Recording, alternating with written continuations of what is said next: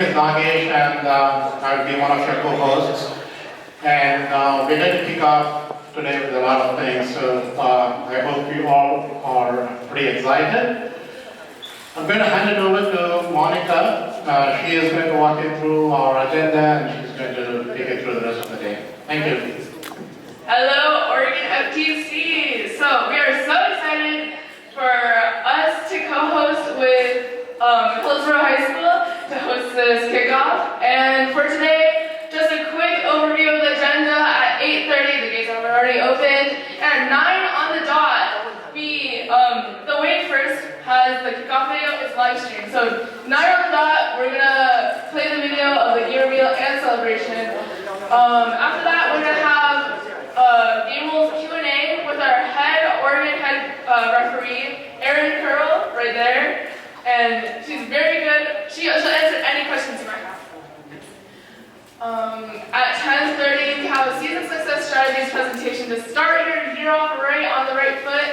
And after that, at 11:15, roughly, the field will open for interaction. So you guys can look at the field, play with the parts, pick up things, put them down, everything.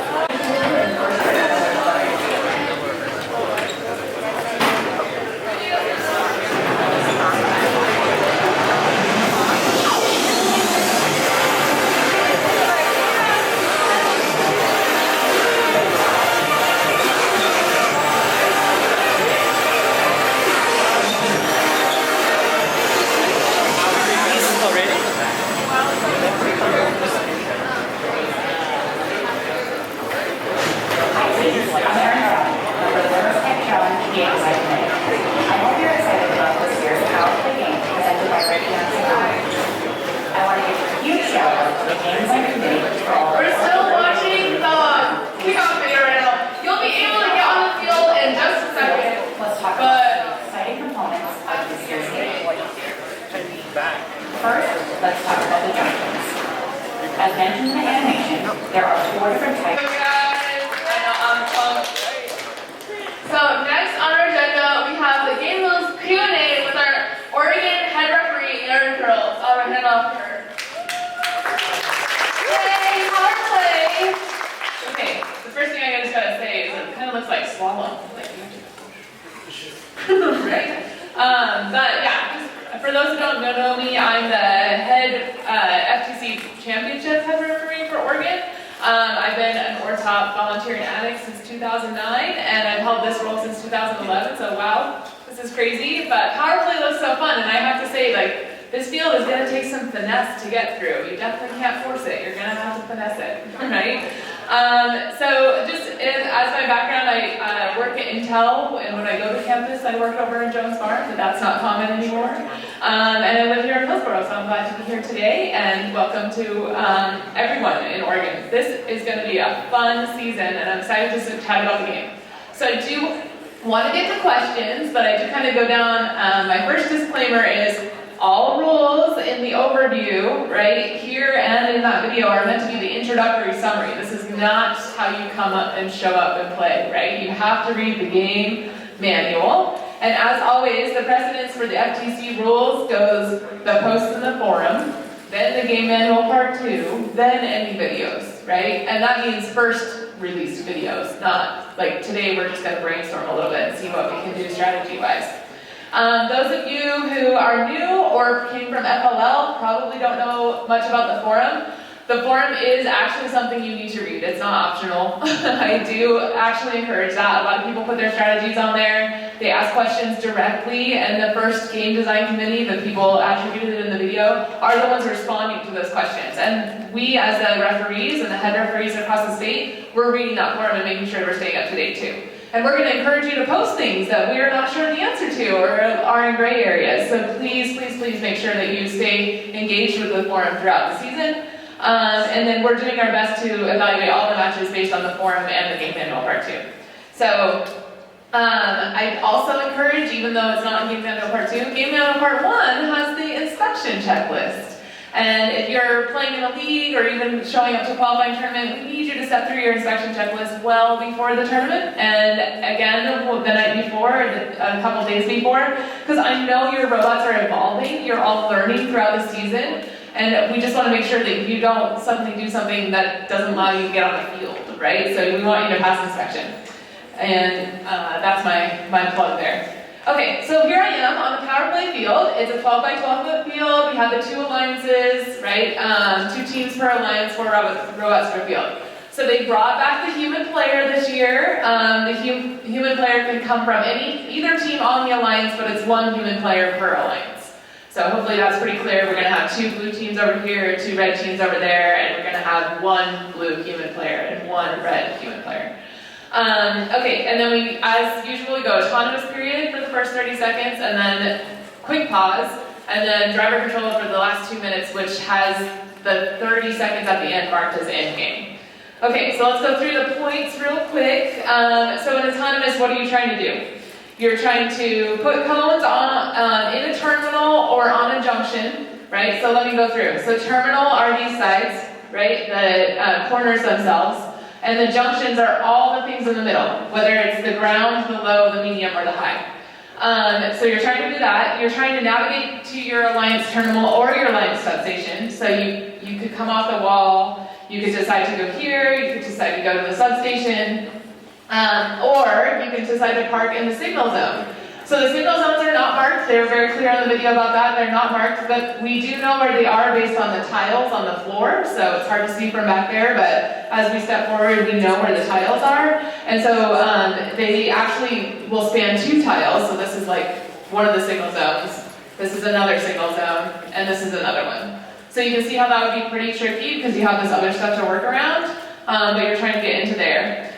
And then we start the driver controlled, where you're continuing to play, or could place the cones on the junctions. You're trying to possibly own a junction and create a continuous circuit. And again, that goes from terminal to terminal over there, okay? And then the end game is when you might want to cap the junction and or park in your alliance terminal. So that's kind of the top level where we're going through. I do want to go through the pre-match setup. So there are 10 cones, so for each alliance. There are 10 cones that are going to be in 2 stacks of 5 on the playing field. So, and then inside the playing field over here. The substations where you'll introduce them later. So these lines really exist to tell us where the cones go, and exist if you want to use them during autonomous to line up, right? So that's kind of why the lines are there. They didn't call them anything specific, that's just where they are. And then the 20 cones are the 4 stacks of 5 outside that you can engage with after autonomous. So the robot starting location, you're actually going to start specifically on completely in tiles. So for the blue side, they're going to be A2 and A5, so completely in this tile and completely in this tile. And then you have to have part of yourself touching the wall, right, adjacent, so the one closest to your driver station. And again, you have to be in that 18-inch configuration, right? So they're just naming the tiles. They're not taping off this year, but we should be able to see if you're in the tile or not. And then you have the option to preload one cone. I know in the past sometimes you have to preload. This year is an option, so you can decide if you want to preload one cone. If you're using a preload cone, you can take it from the substation storage. So you don't have to borrow from the field, right? You can borrow from inside your substation storage. So that's great. And then if you want to put your team's beacon, you could choose to put that in the substation storage, so it's ready. And then you could also choose to use that team signal sleeve. So both the beacon and the signal sleeve, how to create those, what the rules are for those, all of that is actually in Game Manual Part 1. So, because again, those go through inspection as well. So that's why they kind of put it in. So if you have more questions about like what that looks like, it's not in the Game Manual Part 2, it's in the Game Manual Part 1. And then that's it for the pre-match setup. And then the rest in the game, the rest in the field personnel will do the rotate the signal to the random configurations, and that will be based on the scoring software. It'll tell us what the randomization is. Okay. so then we start the 30 seconds of autonomous, right? You're only using pre-programmed instructions, you're not engaging with your driver station, etc. You're in hands-off location, so it's very clear that you're not doing it, and you just have a start, and then your program should stop by the 30-second mark. I'm not going to say run a full 30 seconds, it needs to be obvious that it stopped by the 30 seconds being over. The only exception to that is if a field personnel tells you to turn off your robot because something is going wrong. So that's what we're doing there. And then for parking, again, okay, so the 2 points for your Alliance substation, and obviously you can't be completely in, so it's just an in, right? You've broken the outside plane of the substation, or it's 2 points for the Alliance terminal. Right? Closest to the Alliance station, actually I should be clear. If you park over there as a blue robot, that one doesn't count. It actually is only counting this terminal for the autonomous. Does that make sense? Okay, so then you're probably trying to score cones as well because you started off with some on the field, right? Maybe you preloaded one and you have 5 more over there. So the cones, you're going to get 1 point for if you're in the map in, again, it doesn't say completely in the terminal closest to the line station, so this one, or if any cones in the junctions, right? So you get 2 points for these low ones, or sorry, the ground ones, I have to be specific, ground for 2 points, 3 points for the low, 4 points for the medium, and 5 points for the high. So that's pretty epic in autonomous, but then the cool thing is that hopefully they're not de-scored, because we'll go over the penalties in a minute, that any cones that are scored in autonomous period and stay there throughout the match also will count in driver control period. So that's a real bonus to stack them up if possible. And then you can do the signal bonus, where based on the signal and the randomization, you park in the signal zones, and again the zones are the pieces that are the maps themselves. And I do encourage people to look at the appendix because the appendix kind of indicates what part we're doing for this because it is actually completely in and it needs to be obvious to referees that you are completely in, and all these little notches don't seem to count as part of the zone, so you kind of want to just be inside the innermost notch part, but I think that the appendix shows that really well. So I just want to encourage you to make sure that's where you end up if possible. So autonomous will end, the scoring software will tell you to pick up your controllers and then we'll do a 3, 2, 1, go. So it is a really fast transition again, so make sure you're ready for that. And then we're doing driver control, so the whole 2 minutes where the last 30 seconds starts the end game. But for driver control, you can just do the driver control stuff the whole time. You don't have to choose to do end game. And so we continue to have 1 point for anything matching the 1 point for a cone placed in any color terminal, so not just the one closest to you. So you can put your blue cones over there too, or vice versa. And then the cones secured on the junctions are the same points, so the 2 points, 3 points, 5 points, 4 points, 5 points.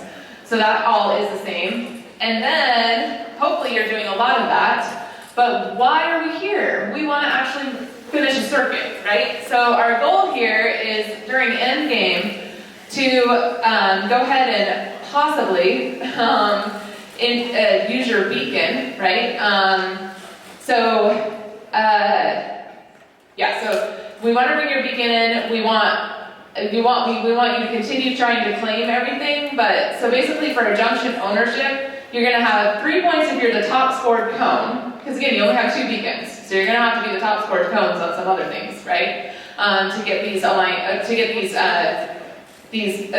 the circuit created. And then you'll have 10 points for a beacon that's successfully in it. I don't have a beacon today, but again, the beacons actually are in the appendix too. The beacon could actually just be at the top of a various one, or it can actually slide down and be the top of the pile. So it's kind of interesting that they are allowing both for that. And then all other achievements, you can keep going. So you can keep doing the junction ownership. That's 3 points for a top scored cone, and then 10 points for successfully capping. And then I will say that if a beacon is on there, it owns it. So somebody had if there's already a red scored cone at the top of this, and then you put the beacon on, the beacon now owns it, even though the red was the top before. The beacon overrides that. And then if somebody tries to score on top of a beacon, that will not be owned. So subsequent beacons or cones placed on the junction after it's capped will have a 0 point value and will not do the circuit. Does So don't put cones on things that are already capped by beacons. Don't put beacons on things that are already capped by beacons. I mean, you can, it's just a waste of your effort. And then the circuit, 20 points for a completed circuit. And then the thing, I don't think they called it out very well in the video, it's one circuit per alliance. So you, again, even if you have two ways that you're connecting the terminals, it's only a chance for one set of that 20 points. Does that make sense? So one circuit per alliance. And then parking, you could decide to park at the very end. If you completed your circuit and got everything done, you could try to get to one of the terminals. And it's either one on this one, whereas autonomous is the one closest to you. It's either in driver control. Okay, so they didn't spend too much time on penalties, but I always do. Just reminding people that minor penalties are 10 points, major penalties are 30 points. I'm not going to go through a lot of them out today. I'm just going to kind of tell you what the penalties are.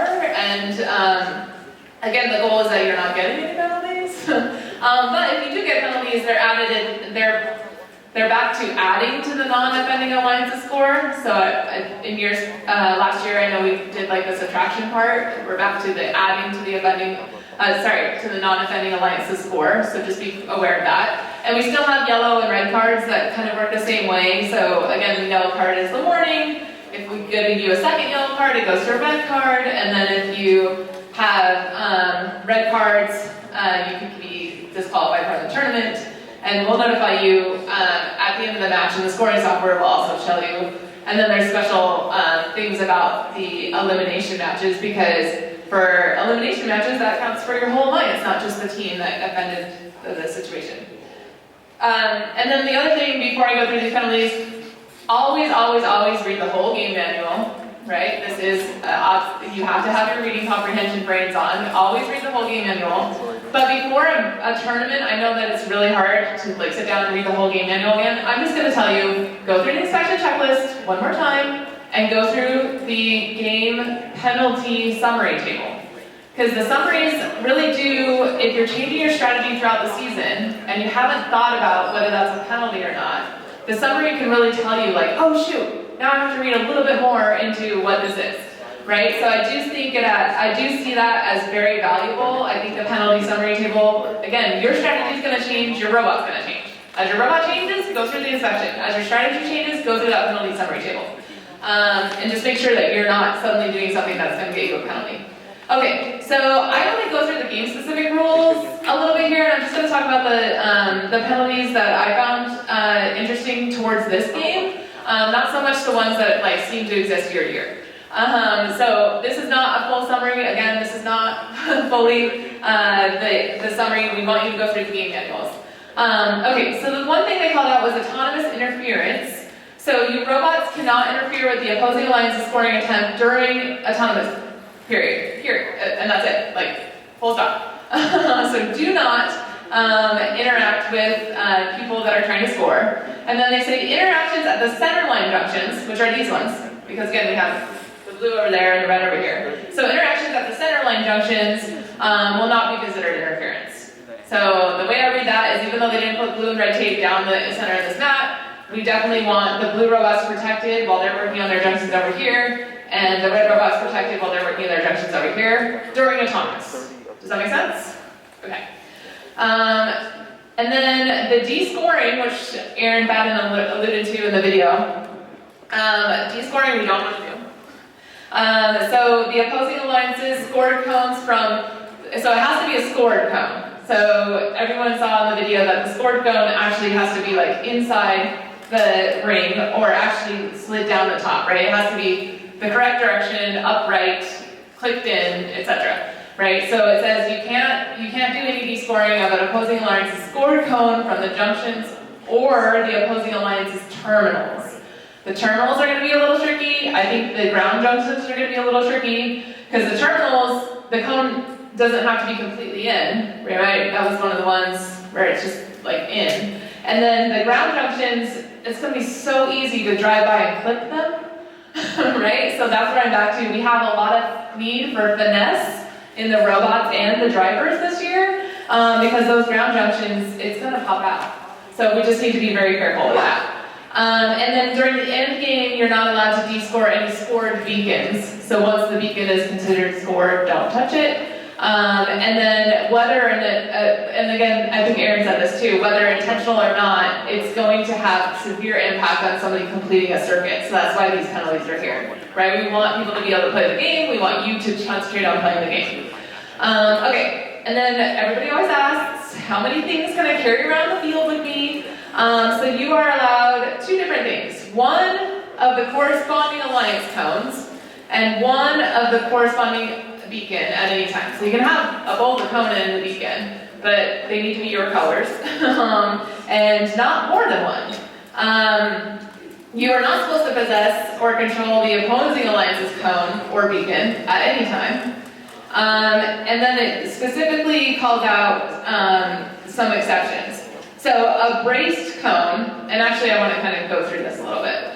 So a braced cone, like maybe you're stepping up, and I'll do a taller one, and you already have a few cones on here, and they actually put this in the appendix too, and you're actually like leaning against something to try and get it up there, or even your beacon up here, right? A braced cone, they actually consider that, like, that's not controlling it. Does that make sense?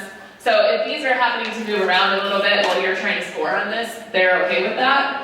But I would be careful, because in these ground ones, if they're moving around a lot and you tip them over, then now you've de-scored. So we do have to count that, right? So just be careful with that. And again, they describe that pretty well in the appendix, as you guys are going to read today. And then knocking over your own alliance stack of unscored cones is okay. So these ones back here, maybe you kick them over, right? That's okay. It's your own alliance stack, so I'm going to be very specific about that. And then they have some plowing through. So they're allowing plowing through, right? They're saying plowing through, not plowing and taking with you, right? Plowing through any quantity of either alliance scoring elements is allowed, right? So again, the plow through, from a ref perspective, it has to be clear that the cones are now falling off the side, approximately where they started, etc., right? If you start to take them all the way across the field or over a couple of floor tiles, we know that's not plowing through, you're plowing and pushing them with you, right? So again, those ones we'll have to evaluate how far they went. And then pushing an unsecured cone off a junction is considered power. So let's go through that. If you're an unsecured cone, which is really going to happen on these ground junctions, right? And you come through and you plow it off.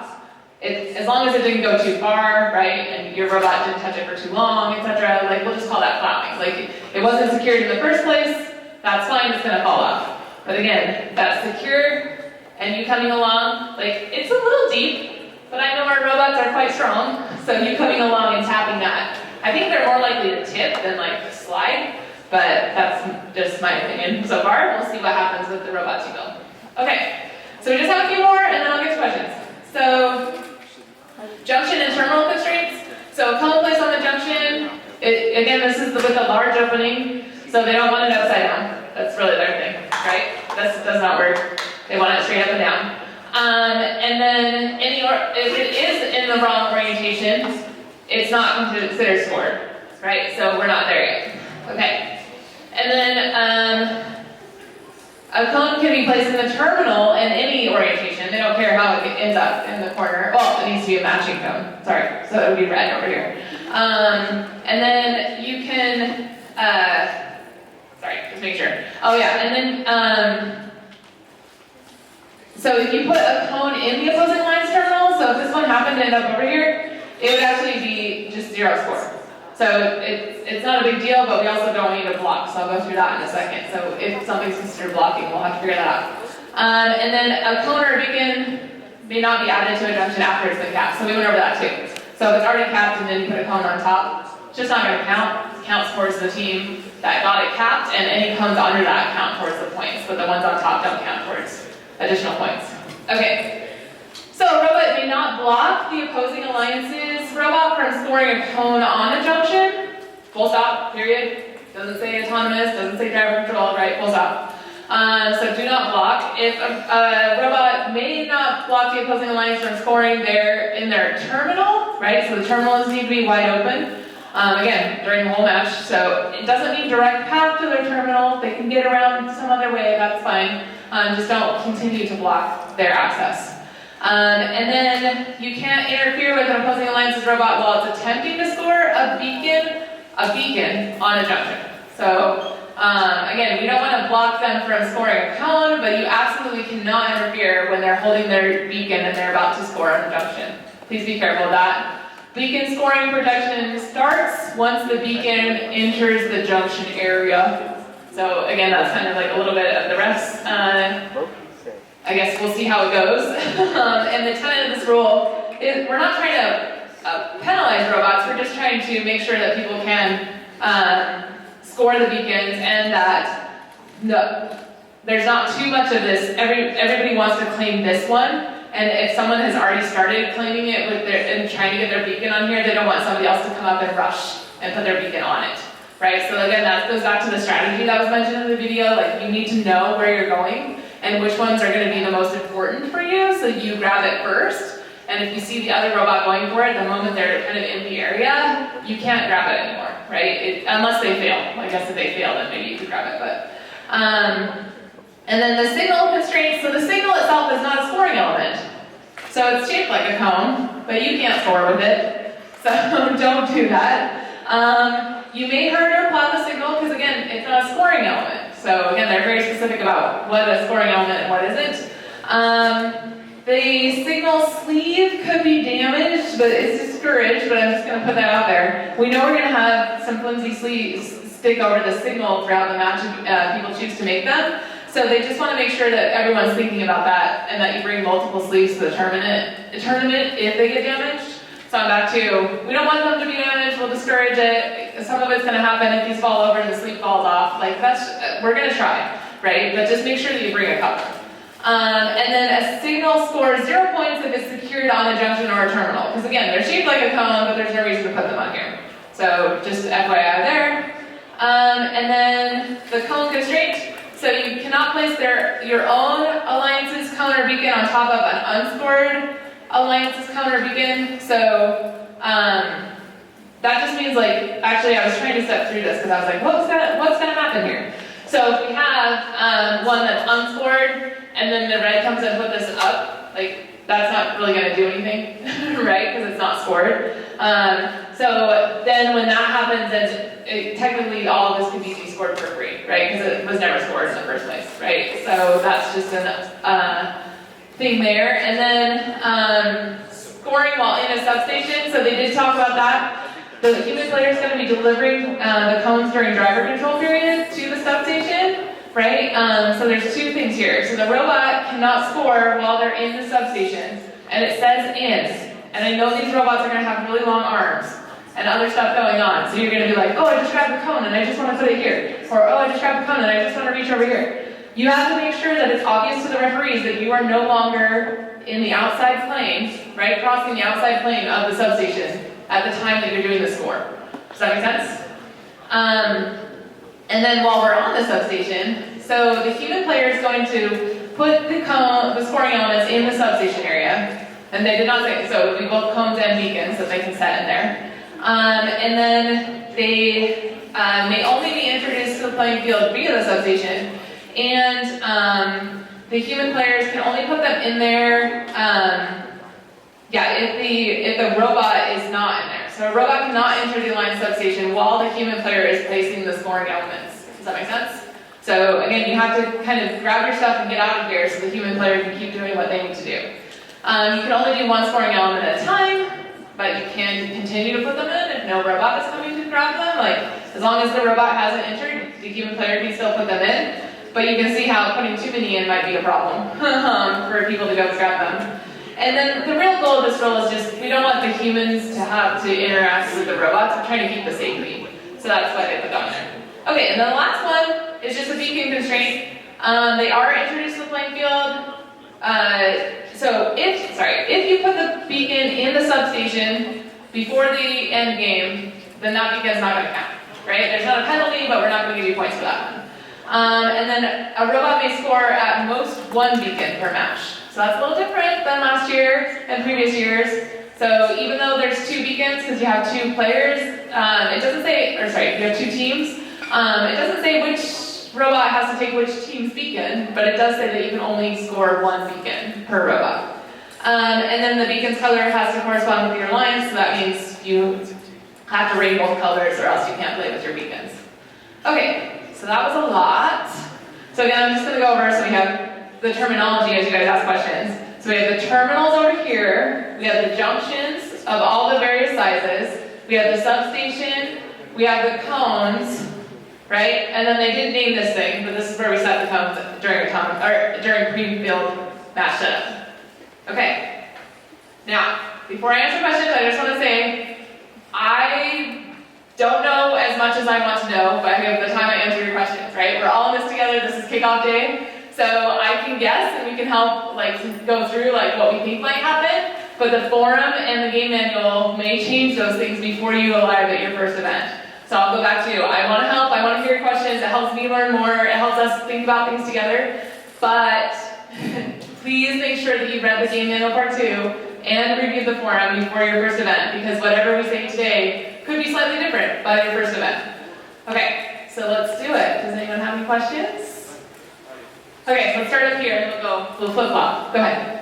Just to clarify, I think you might have said this, so the signal thingies used in autonomous, you can't pick those up, right? The ones with the tape on it. No, okay, so the signals he's asking if you can pick them up. It doesn't specifically, again, it's not a scoring element, so it says that you can plow and herd it, but it doesn't want you to really grasp, but it does say plow and herd. So I think that's the goal with that one. So you wouldn't get points if you put it on? No, you're definitely not getting, they do specifically say you're definitely not getting points for placing this signal on any of the junctions. Okay, I'm gonna step back here. Is the distance between junctions stated in the field and or game manual? Is the height difference? No, the distance and... Oh, so the distance, and you'll actually see when you come up here, we had to do it based on where the game tiles meet, right? That's how they're poking through. So there's a couple things in the game manual that I didn't maybe call out. So everything's plus or minus an inch, which means it could be up to 2 inches off, which isn't our favorite. But we want you to do your best. So we are really trying to make sure that these fields stay approximately as precise as they can be. But at the same time, they also said in the game manual, over the time in the seasons, depending on how much you guys are pushing against these springs and stuff, they could end up edging towards one side or another. And that actually has a little bit more than a plus or minus an inch tolerance. But again, we're trying to keep things as pristine as possible. We want your robots to succeed, but we'll do our best. So specifically, in the field setup guide, they do describe how and everything is built and where everything should be set up. But I would just really look at, the only place they can poke through is game tiles. We're trying to make sure they're centered in each of those junctions. If you see something you don't think is correct or something that got worn down over time, call the attention to the field personnel and we'll see if we can fix it. If we can't, we can't, but we're going to do our best for you. Okay, I'll come back over here.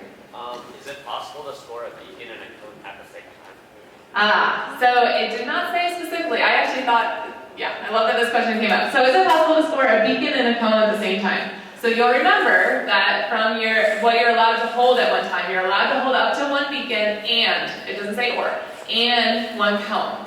So from my perspective, I do think that's possible. And I thought, yeah, from efficiency perspective, it does seem true, but then it comes back to, when did you get your beacon, right? Because it should be during end game, right? And then how much time did you spend putting it on the cone to go over and grab something else, etc. We'll see. I do think right now it seems like a valid strategy. Is there anything from discouraging speaking to manipulate the beams and put a cone on, provided you don't use it to fling the cone off?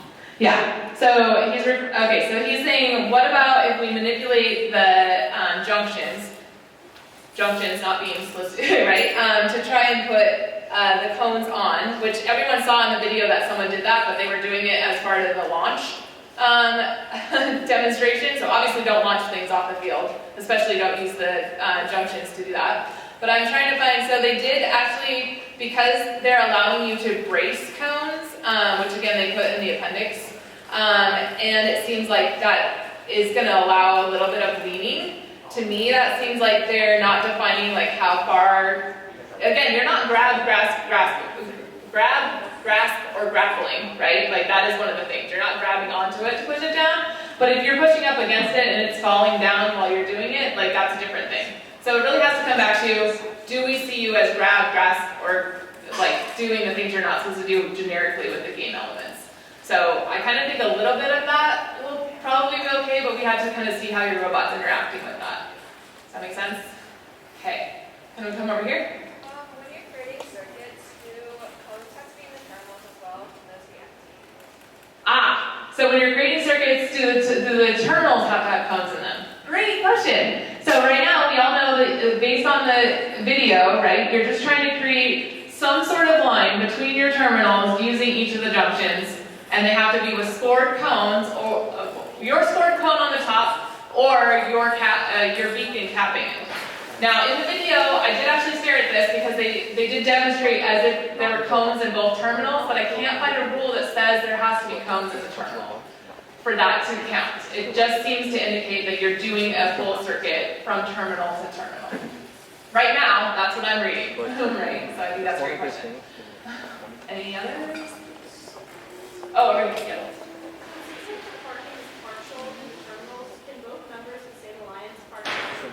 Great. So the parking is partial, I think for the whole match, everything parking is partial except for the signal zones. So yes, as far as substation and terminals, the substation happens for the autonomous, closest terminal happens for the autonomous, and then both terminals happen for the driver controlled. It does say in, which to me, again, you've broken the outer edge of the plane with some portion of your robot. That's obvious for a ref to see quickly. It does seem like both robots could park in any of those situations. And so I actually do think that's part of the reason. So these ones are small, so they made it a little challenging. You're also trying to get cones into it. Substation is small, again, challenging for the autonomous, especially, so they're allowing places for people to park if they don't do the signals. But the signal zones, they did make us 2 full foam tile squares. And so I think the reason they made that big too is so that made 2 robots, and that one is also called completely in. So that's why I'm like, I think they did the ins on the small ones because they know not more than 1 robot can fit, not even a whole robot can fit, but I do think you can both get in there and then the completely in, they made it a huge area on purpose, I think. So at this point, yes, you can park together. So you talked about interference between red and blue lines. What about 2 middle terminals? Oh yeah, so this whole center zone is not going to be counted towards interference. They said this whole center line. So it's really kind of the first 2 columns on the red side and the first 2 columns on the blue side, like the first 2, whatever, rows, columns, whatever matrix you're looking at. But this center line is not going to be evaluated for interference. But that's interference during sport. But if they're taking beacons up here, you have to be really careful because they do have the beacon interference regardless of where it is on the field. Right, so that's great. Yay! I know you're all thinking through various things. Any other direct questions? So, which of the junctions have to be next to each other? To complete the circuit, what is considered next to each other, I think is what he's asking. So actually, again, once you come up here and you see this, because they're field tile 4s, it's really a grid, and it's the same way you play some of your apps and some other things. It does have to be, it's kind of like, it could be the straight, it could be the diagonal, it could be the other straight. For this one, there are 3 options that's next to each other. For this one, there's infinitely more options, right? We have this one, 1, 2, 3, 4, 5, 6, 7, 8 options, right? So I kind of, again, the diagonals do count, which I didn't originally read it that way, but then I double-checked the video and there's an appendix. The diagonals do count, but it has to be diagonal 1 tile, right? It can't be, right? So I think it's just anything within that 1 tile direct radius. Good question. Any others? And no, I don't know how we're going to score that part yet. If I just have to stand here for 10 years and figure out if you did it or not. So I'm not sure how that's going to work. But Is it 1 circuit per alliance Yes. per match? And I feel like they absolutely did not call that out on the video. It's 1 circuit per alliance per match. So, and if you think about it, that makes sense. We're connecting 2 terminals. Why would you have 2? We only need 1 circuit to make the power go through, right? Don't do 2. So I think it makes sense why they did it that way. Plus, it's that big 20 point. It's a lot. On the ground. Can you put a beacon on the ground terminals? I don't think it said specifically which terminals. It just said terminal. So at this point, I would say the ground terminals also can have beacons on them. Oh, actually, yeah, there's one in the appendix. where they have it capped, and it's only the beacon on the ground terminal. But again, I think you just have to make sure you fit within, within this inner, where the cones go. Sorry, not the signals. Where the cones go, just make sure you fit within that, and you're not, it has to be obvious to us that it would be, actually capping, right? But it does have a picture of that in the appendix that you guys can look at. Good question. I hadn't thought about that. So if there's no cones on there, you can still cap them. But you cannot cap that. But you cannot cap that if your opponents are on the ground terminal. Yeah. So if blue had been super strategic and had seen that red hadn't done this one, or sorry, if red had been super strategic during autonomous, right, and they put their cone there, at this point, right, that's going to be a problem. But that's just where we're at, right? So at this point, blue has to come over and earn it with its cones or earn it with its beacon, right? So either blue has to come over during your driver control and put enough cones on it to get it and have the top one at the end of the whole match, or blue has to come over here and cap it during endgame. So it's going to be busy. Red can totally cap this one, but during endgame, red has to choose where to spend their time, and they're 2 beacons. They only have 2 beacons. So red can totally cap this one, if that was their priority during endgame. Scary times. If the robot is outside of the terminal, would it have the cars that reaches in the grab and then brings that to score it? Okay, so if the robot is outside the terminal. So let's go through that. So normally you're getting your cones from the substation, I would think, right? But if the cone, if you're blue, and you put some cones in your terminal, which will count as points if you want to leave them there, but can you, as the blue robot, right? Red robot cannot do this, because they would be just scoring stuff, right? That's not good. But can you, as a blue robot, come over here and grab one of your cones and put it somewhere else? At this point, it has not specified whether the robot needs to be outside the terminal to score. It's just said the robot has to be outside of the substation. So I think at this point, again, because it's your cone, and it doesn't say terminal, it says substation, at this point I think it's good. No.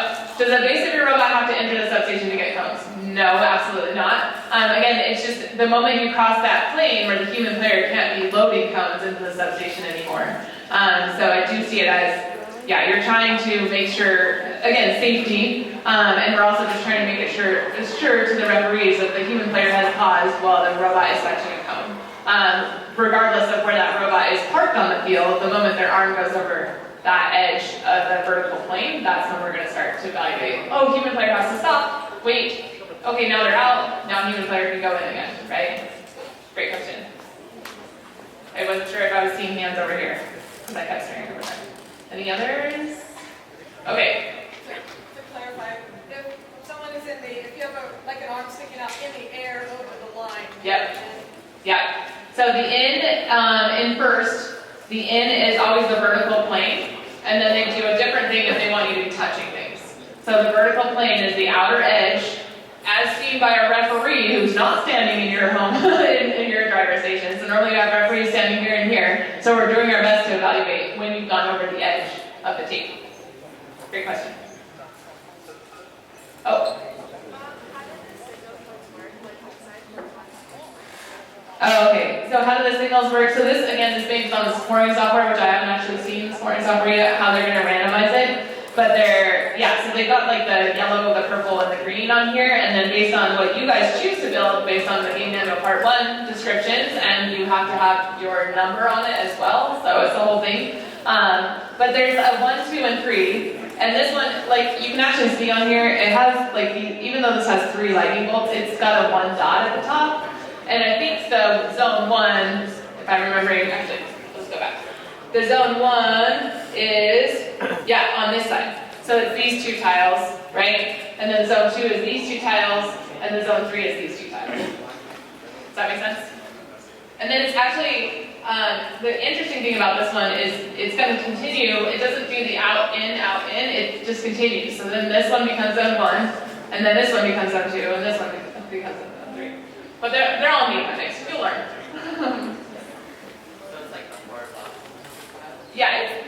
so when I say these two, I mean this one right here, one away from the wall. And the signal will stay in the same spot, you just kind of turn it. Yes.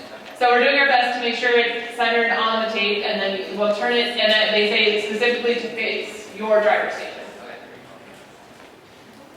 The images that we can select for our sleeve, do they have to be images or can they be solid colors?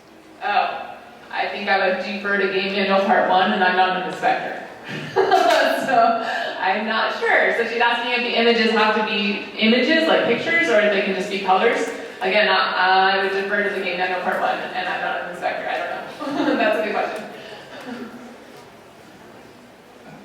We'll see. You guys will test it, I'm sure. Any other fun ideas that you guys are coming up with? I think I'm just super stressed about these corner ones because they're round, which is going to be easy to fall off, and they're super strategic. So from a ref's perspective, I'm like, oh gosh, that's going to be intense. So for the signal cone, there's no penalty if you knock it down or move it around. Yeah, it seems like the signal zone, as long as if you're hurting or plowing around it, they're okay with it. They just don't want you like grabbing it, taking it somewhere. It seems like that's okay. And again, I'm just going to encourage, like, if it falls over and the sleeve falls off, people should attempt to not drive directly over the sleeve and damage the whole thing, right? Like, we're going to have some sleeve damage for sure, but we just want to not have it be on purpose, right? And do our best to keep around. So again, I'm back to, there are some small areas of this field, right? There are some small, like once this falls over and the sleeve falls off, like there's not a lot of room to maneuver around this stuff, right? So finesse, not force, right? That's what we need in this season. So I don't know if that actually be a problem, but in the video you said you have a beacon, or you like slide it down to be on top of the other cone. Yeah, if your beacon that's not shaped at all like a cone or a cup has a hole in it, right? You can actually have it slide down, or you can have one that doesn't have a hole in it and it's just sitting at the top. But what, like in the video, if you use crafts, like what if it was bigger than the cone and slid all the way to the bottom? I think at this point, based on the stuff in the appendix, they do want them to be some way able to sit on top of the cones at some level, right? It doesn't have to be the whole thing up on top, right? It could like fall down, but they want like the top to be covered. And that's all the pictures I've seen. I haven't seen like the specific of like, yes, it has to have not slid all the way down or whatever, but all the pictures seem to indicate that's what they're going for. So don't make them wider, I guess, than the top of this, right? Good questions. Look at all these strategies. Everybody's excited? Okay, so again, I'm going to thank you for being here because this also introduces my season and like some ideas that you guys are coming up with, and then I know what to watch for on the forum and what to watch for on people's early videos of trying to do the challenge, etc. So I really appreciate that interaction. And I just want to encourage you, as available as I try to make myself, I do think posting in the forum is the best place to ask your questions. You can ask me, I'm fine with that, but you're getting an answer from the direct team design committee, and then we have it written down in black and white, and we can apply that very easily across the whole state of Oregon, right? And so we're just going to do our best. I'll give you my interpretations about things, but there are times where I'm going to ask you to put stuff in the forum, or ask you if you read the forum to figure this out, right? So I just want to really encourage that forum usage, because it has been something that really helps us keep everybody on the same page and make sure that we're doing things as fair and as consistent as possible. Okay? And hey, robots. So excited. All right, I'll hand it back.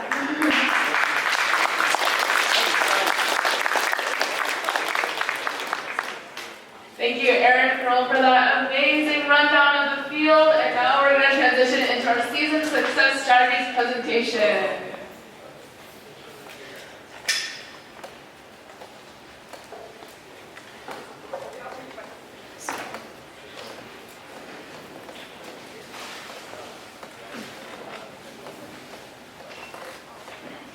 Season success strategy presented by, my name is Monica. And I'm Theo. I'm Theo. So a quick rundown of who we are. We are RevAmped Robotics Team 12808, and that's a brief history of our team. We started in Relic Recovery Year, World Division semifinalists, and that was the same for Nova Ruckus. In Skystar, we qualified for MTI, and Worlds was canceled that year. Also, States was also canceled. Ultimate goal, we also qualified for MTI, and we went. And Freight Frenzy, we were World Division finalists, and we were also Oregon-inspired first place. Hi guys, I'm Theo. This is my 5th year doing FTC. I'm co-captain of RevAmped Robotics, and I'm also a junior at Jesuit High School. So I'm Monica, this is my 4th year in FTC, and I'm also co-captain and outreach lead, and I'm a sophomore at base. So here's a quick overview of our agenda. Team dynamics, year timeline, engineer portfolio, judging, off-season preparation, design testing, and 4 lessons learned. So I think that it's very pertaining to our FTC season. Team dynamics. So the first kind of point that I want to make is about communication. So good communication within the team allows for fast retrieval of information, and various platforms can be used. So personally, we use Slack and Discord. Slack for the parents too, to get in on the loop, and Discord for more for kids for collaboration. But we collaborate on both platforms. And I know some teams like to use Microsoft Teams or WhatsApp or small chats like that. So I think the main point about good communication is that it efficiently can inform everyone in the team, so it promotes productivity. So cutting down the amount of time that you use to ask like, oh, have you done this? Where is this located? All of that stuff, or do you have an image, increases productivity, allowing better time usage, and makes the team more comfortable to communicate needs to each other. I think this is a very important one, because I remember my rookie year, I was like, I don't want to ask something, because then what if I like kind of disrupt everyone's like day or something? But with better communication, it slowly makes you more confident, especially in the rookie members. And it's really great for engineering portfolio because everything is dated, it's archived already on the whatever platforms you're using servers, so it's easy to sift through and find. So here's an example of so this is our Slack. There's a couple channels, there's a couple private channels for like projects, and that's our Discord. You see there's a lot more channels. I think there's a couple more legacy from channels from Freight Frenzy, but you see that the Slack is more used for, at least in our case, this is how we like to organize ourselves. It's more for parents and more formal, and the Discord is more for like kids, and that's why we have a lot of random channels just for fun. So this really ties back into communication. Good organization promotes really confidence in navigating spaces. This is especially important for physical spaces like a workshop or something. So it's beneficial, and rookie members building confidence with being independent. I remember my first year, I also did not know where anything was, and I think a good form of organization really helped me. And communication factors into organization, as I said. Team members are also able to collaborate efficiently because there's no time at like waiting like, oh, where is this material, or where are the F4 screws, where are the motors and servos.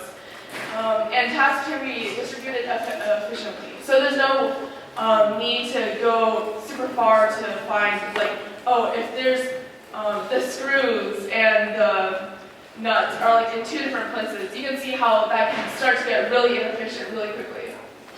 And also the engineering portfolio, in terms of organization in the engineering portfolio, it's easier to digest information from. So there's less confusion for judges.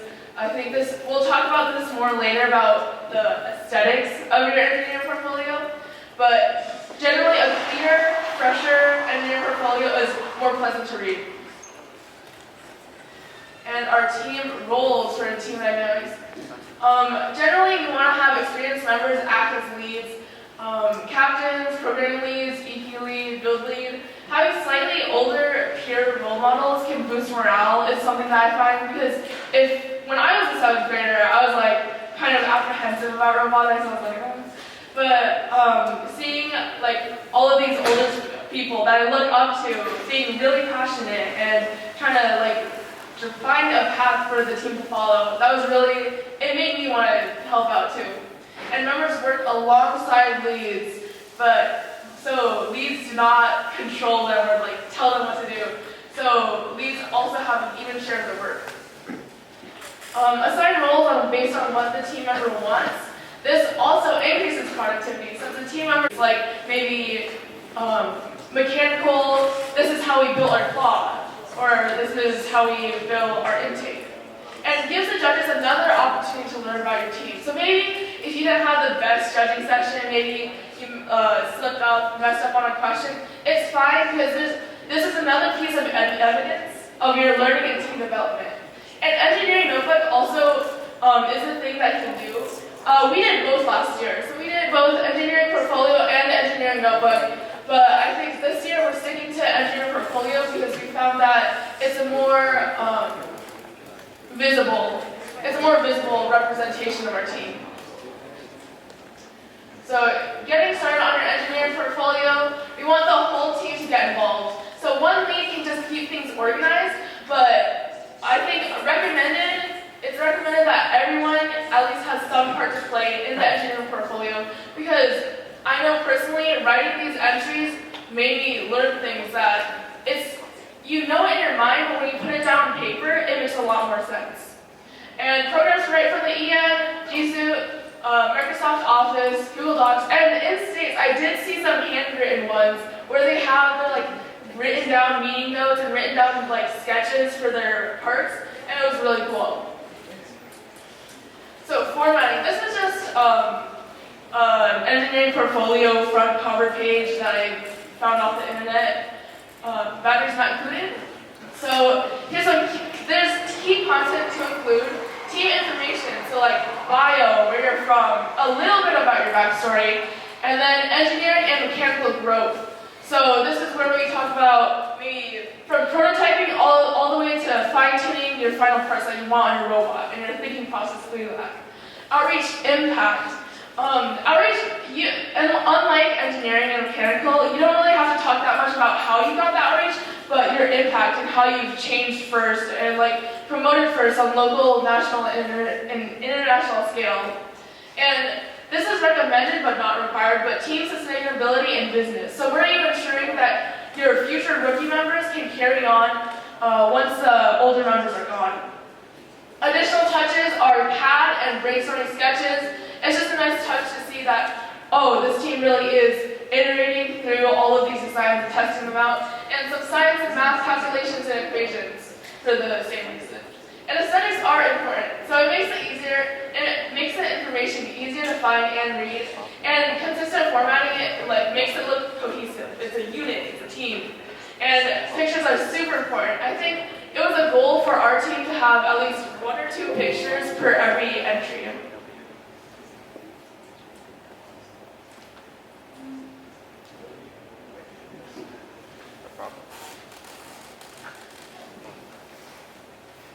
Here is judging.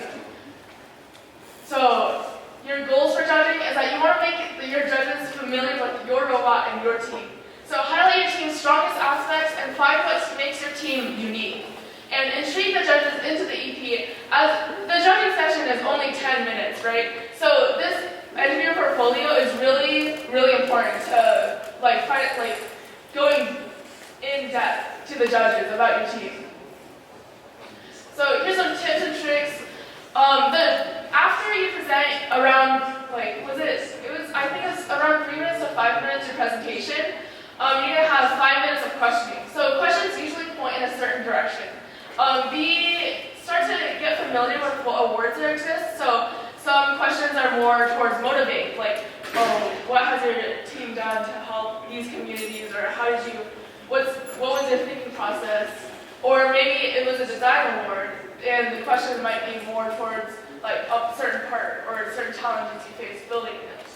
And going with a goal in mind. You're trying to sell your team, and so be really concise with your answers, because it's only 5 minutes. And you want to continuously improve and talk through your scripts. I remember when judging was picking up speed for states and league champs, we would meet in just one person's house and then just run through the script a lot of times and kind of make even small changes. And a shorter presentation is a longer Q&A, so just keep that in mind. So ensure that everyone has a speaking part. Allows for a subconscious realization contextualization of a topic change. So, if you're talking about outreach, and then all of a sudden you're talking about mechanical, that transition might be a little jarring. So, having it switch people gives the judges a subconscious realization, like, oh, this is the direction it's going now. And inclusion is also key. Alright, so next we'll be talking a little bit about off-season preparation. Although, ironically enough, kickoff has just started, you can still apply some of the things we talked about here in off-season preparation to your actual season. So first we have some mechanical tips for off-season preparation. So during the off-season, you can train and prepare new members for the coming season. So this includes design practice. So you can look at previous seasons and then have new members design like the position system for intakes based off what has happened previous seasons. You can also do a little bit of CAD training. After, say, they design this part, you can tell them, okay, hey, here's, you can use like CAD or CAD Onshape, Fusion 360, PTC Creo. You can use all of these softwares and have your new members gain some hands-on experience CADing this before they go into the real season. You can also do a little bit of workshop orientation. We actually did this our year where some of our older members showed our newer members around the garage, which is where all of our machines are located. And this can be really useful when you're coming into the new season and you want to do a lot of prototyping with, like, say, sheet metal or something like that. It's also beneficial to have weekly design discussions. So what this can do is every week you have, say, a member present on some aspect of the mechanical or programming aspect of FTC. So say 1 week, one of your newer members can do a presentation on drivetrains, and then the next week, another member can do one on intakes. So what this does is this allows the entire team to learn as a whole, while still giving your new members confidence in presentation, which is key for judging, as well as they get in-depth knowledge about their specific topic. Included with these weekly design discussions is that some of the senior members can present what's called meta designs. So these are the designs that, as we spoke about last week, are typically high-scoring designs that have a lot of high capability, and those are the designs that usually make it to Worlds.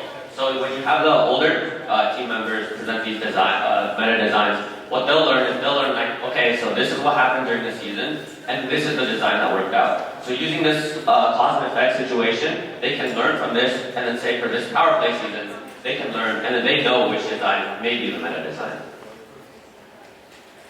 In addition, in the off-season, you should be doing a lot of outreaches because you don't have the pressure that comes with building an actual robot for the season.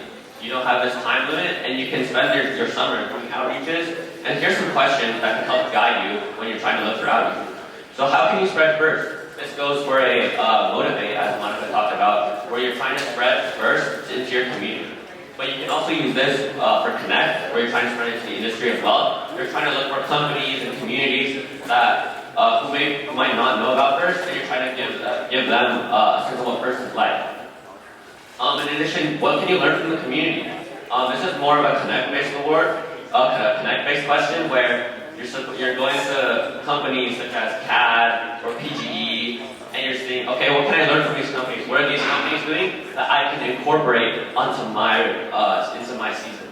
So this also leads into the third question of, can you use the season theme? So last year was Freight Frenzy. I'll give an example. We went to XPO Logistics, which is a Fortune 500 company, and we went to them and we learned all about what they do. And then, funny thing is, they actually shipped our robot to World. And how can you apply this to your team? So say you go to a CAD company, right? And then they talk all about, okay, here are the benefits of using CAD. Here are some tips and tricks to get you started. These are the sort of things you want to learn and apply to your team and write about it in the EP and team portfolio. In addition, it's also beneficial to train new members into writing the EP as during the off-season. You can record off-season meetings as well as taking pictures of these meetings as well as outreaches. As Monica stated, pictures are really crucial to the EP, and it's important that you have it in the EN. As the old saying goes, a picture is worth 1,000 words. One tip is to actually have entries finished within 2 weeks. This is because if you go over the 2-week mark, what tends to happen is you start to forget about what happened in the meeting or during the outreach. And then you're sitting there a month from when the meeting actually happened, and you're trying to remember what happened, trying to remember what you learned, what you gained, how many people you talked to, stuff like that. And that's obviously not ideal, so you want to make sure you get them done before you start forgetting about these things. And then you also want to track all of your outreaches over the summer. Outreaches are a key part to every FTC season, and it's also a great way for new members and old members to form connections within the STEM industry that may lead them beyond college. Next, we'll be going over some design testing tips. So test beds are a great way to ensure that prototypes work. They can also allow for change of height and layout, etc. So I'll give this as an example. So say you're creating some sort of intake mechanism to intake a code, and you want to know if it will actually work, but you don't have your drivetrain yet. So you can make a simple chassis out of U-channels, a few screws, 10 minutes to do it, and then you can put your intake on top of that and test to see if it actually works. This also ensures the validity of your intake and other designs that you do choose to put on your test bed. And you don't have to mount it on your robot because you have this test bed already laid out. And then if you mount it on your robot and it turns out not to work, then you're kind of in trouble because you have a design that doesn't work on your robot and you have to spend time taking it off. In addition, test beds are really simple to build. It's simply just like a square you could even do out of Robotics channels or something like that. During brainstorming sessions, ensure that all designs are taken into consideration. This is really key.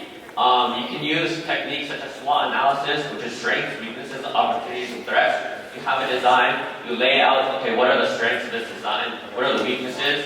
What can I do to improve this design? And what are some threats that might happen if I use this design? In addition, you can use something we like to call weighted metrics.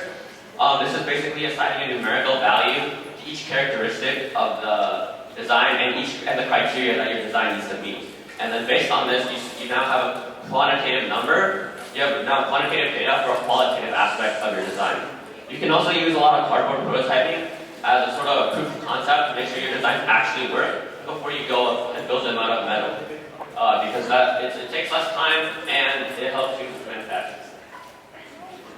Some other important practices for design testing throughout the season is important to maintain good practices such as tester programs. This is an important one before competitions. You want to ensure that all moving parts of your robot, motors and intakes, they actually work. You want to have constant robot maintenance on moving parts such as set screws or gears. It's always a good idea for all team members to have a general understanding of how a robot works. When pit judges come around at each champs or states, they might target questions towards some of your newer members, and it looks good on your team to show that all of your team members know what's going on. It's always good to practice safe robot and equipment handling. This is basically when you're handling heavy machinery, such as bandsaws or drills. You want to make sure you're using safety glasses and other safety equipment, just in case, protect your eyes. And when you're carrying your robot around, you want to make sure you don't have untied shoelaces. So you trip and you drop your robot, that could be real bad. Before competitions, ensure that the robot is properly functioning. One thing we like to do is, the week before a competition, we like to get a lot of driver practice done. But then the day before the competition, it's usually a Friday, we don't do any driver practice at all, or if we do very little. What this does is make sure the drivers are well rested and they're prepared for the tournament tomorrow. And then it also doesn't put a lot of stress on the robot. What tends to happen is you're driving on, say, Friday night at 10 p.m., getting a little bit of practice in, and then your robot breaks. And then you're stuck there until 2 a.m. fixing your robot, your drivers are there fixing your robot, so then what happens is your drivers aren't well rested, and your robot's new, a part of your robot is new, it hasn't been tested, and you go into the competition with tired drivers and a new robot. So that's also not ideal. So you want to make sure that you give your robot and your drivers a break before the competition. It's also important to have necessary equipment such as thermal testers. They're packed inside whatever you're going to bring to the competition. One thing about servo testers is that they're a great way of isolating the problem when a servo breaks. So you can see if the problem is within the servo or within one of the wires that connects to the hub. You also want to make sure that your phones, or if you use a driver station, you want to make sure those are charged, as well as your batteries. Because what tends to happen is you have all your robot, you have everything packed, and then you realize that you haven't charged your batteries or your phone. And then you show up at the competition field and your phone and your batteries are dead. And how are you going to play, right? So it's a good idea to make sure that everything is charged, everything is ready. Those are just some general tips. You might also include your own. Lastly, we'll be going over some lessons learned throughout our 6 years of experience. First off, it's always a good idea to learn from others. can look at other teams, their robot reveals, which is the top image, or a game match. And then you can look for common designs and designs of high potential, right? So I talked about these meta designs. Those will typically be showcased in high scoring matches or world record matches. Remember that in FTC there's no rule against copying. If a design's out there, it's basically yours to use. Another lesson is team organization. You can break up into small sub-teams if you have a larger team. One way you can do that is subgroup by objective. So say, either during off-season or during the actual season, you want to build a full robot, right? So a full robot consists of 4 main components: your drivetrain, your intake, your deposition system, and your endgame system. So you break up your team into these 4 small subgroups, and then you have one sub-team build each of these components.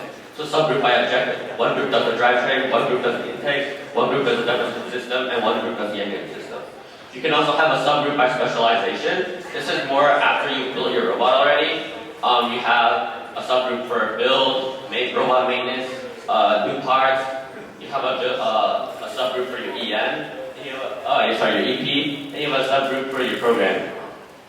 It's also important, as Monica stressed, to have good communication. We personally use Discord and Slack, but there are also other ways. So over here on the right, you can see a little bit of our organization. In the top there, you can see our subgroup by specialization. You have lead, you have the drive team, you have programmers, engineering notebook, and scouters.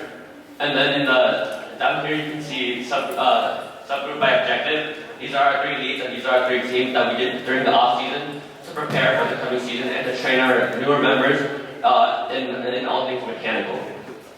And then one thing to note is that the less people there are in the workshop, the better, and the more productivity. Another lesson we've learned is design management. And so, as we went over last week in Intro to Mechanical Design, a design should have an intake, a deposition system, an endgame system, and a drivetrain. And one thing to know about your design is a simpler design is usually more effective than a complicated design. Some things you can use for design management include CAD to brainstorm and experiment with designs. You can see in the bottom over here, this is our CAD drivetrain from last year. And you can have brainstorming sessions to generate ideas. One thing we recommend is having one brainstorming session at least this weekend while the kickoff and the season is still in everybody's minds and their brains are running with how to best approach this season. So up there you can see this was right after kickoff last year, where we were designing our deposition system for frame fencing.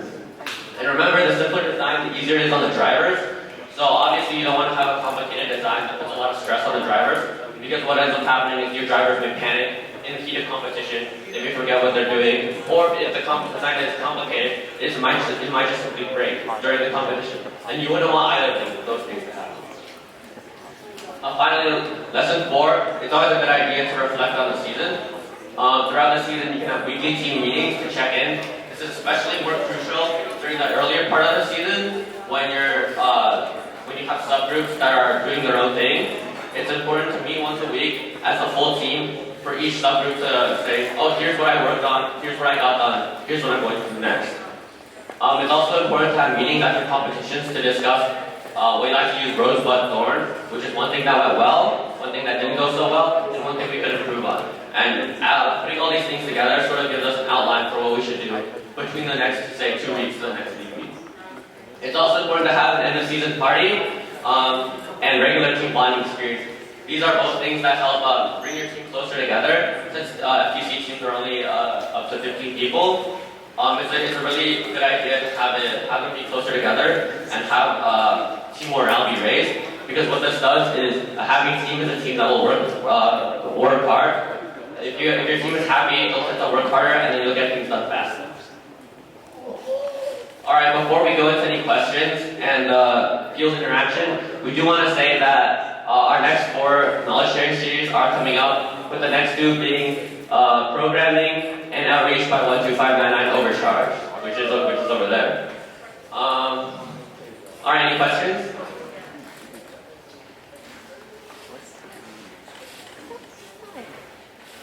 You want to go back to that slide with the schedule, and we can talk about this here for a moment? Goes way back, right?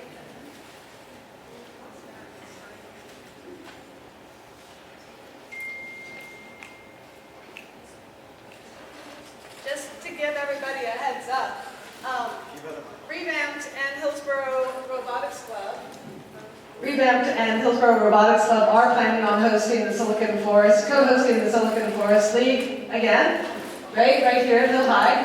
And so, but I don't want you to panic about these 2 weeks because it's going to be different. It's going to be like last year. It's not official yet, but we are going to have 2 weeks between League 0, League Meet 1. And then it's going to be more like 4 weeks between the other ones.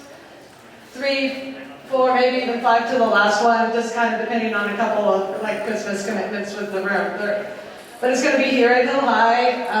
It's not the only league in the area, right? Well, maybe it is in Portland Metro, I'm not sure. But it is going to be here at Silicon Forest League. Okay? Yeah, so more like 3 or 4 weeks. Kind of like, so it's going to end up being like 1 meet a month, but not always at the same time each month. Right? Oh, and then I wanted to say for kind of new people out there, because you guys are talking about judging, I just wanted to say like, that is in January, just to be clear, right? It's not like League Meet 0, you gotta be ready for judging, so don't panic on that. But, you know, of course, these great techniques that these guys show you how to be prepared, you know, without that panic moment in January. All right, are there any other questions? Do you guys have these slides available? If you email us at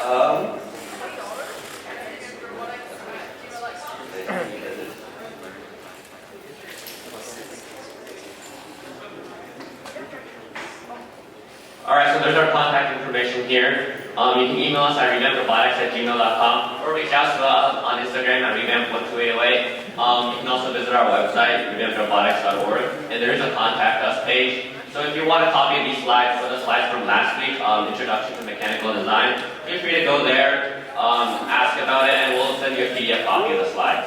And if there are no other questions, the field is now available to the public. Come on up.